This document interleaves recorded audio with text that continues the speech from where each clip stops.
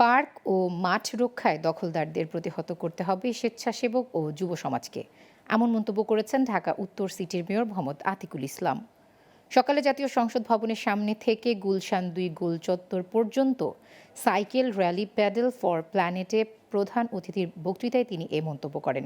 বিশ্ব পরিবেশ দিবস ২০২৪ উপলক্ষে কার্বন নির্গমন, পরিবেশ সংরক্ষণ ও টেকসই কার্যক্রম সম্পর্কে সচেতনতা বাড়ানোর লক্ষ্যে স্বেচ্ছাসেবী সংগঠন জাগো ফাউন্ডেশন ও ভলান্টিয়ার ফর বাংলাদেশ এ আয়োজন করে। মেয়র বলেন, প্রতি মাসে ২ দিন সাইকেল চালানোর জন্য ঢাকা উত্তর সিটি কর্পোরেশন এলাকায় রাস্তা নির্দিষ্ট করে দেয়া হবে। সাইকেল লেন করতে চাই, করার পরে ওখানে ফুটপাত বসে, এটাই বাস্তবতা।